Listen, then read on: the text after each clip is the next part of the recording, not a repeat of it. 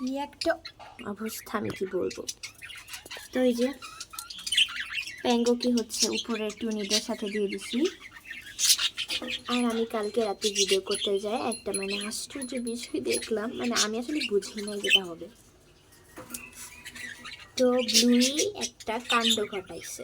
এই যে কালকে আমি হচ্ছে প্যাঙ্গোকে হচ্ছে এই খাঁচায় দিচ্ছি, ওদের আলাদা করে দিচ্ছি আর নতুন ডিম বাচ্চা করে দিয়েছি। এখন হঠাৎ ভিডিওতে মানে যখন রাত্রেবেলা ব্লুইয়ের হাড়ির ভিতরে ক্লিপ নিতেছিলাম, তো ব্লুইকে প্রথমে কিন্তু হাড়ি খালি ছিল, ব্লুইকে দেখা যাচ্ছিল, এখানে কিন্তু কোনো ডিম দেখা যায় নাই। তো ইন্টারেস্টিং বিষয় হচ্ছে যে যখন ব্লুই একটু ওই পাশ ফিরে অ্যান্ড আমি হাড়ির ভিতরে ক্লিপটা নেই, তখন দেখি বাপরে বাপ, এই যে আপনারা দেখেন, মানে ব্লুই কখন কিভাবে এটা করলো। ব্লুই ডিম পাড়া বসে আছে, আমরা জানি না।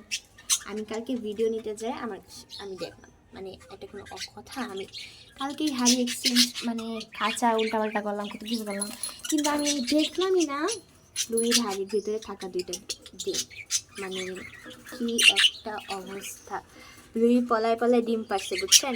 লুই মানে আমি বুঝিই নাই, লুই বুঝতেও দেয় নাই।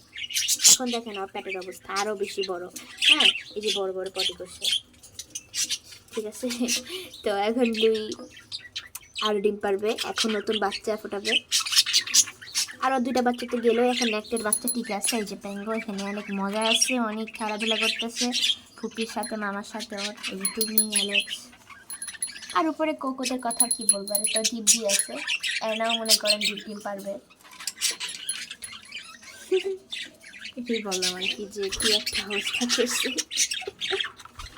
আজ।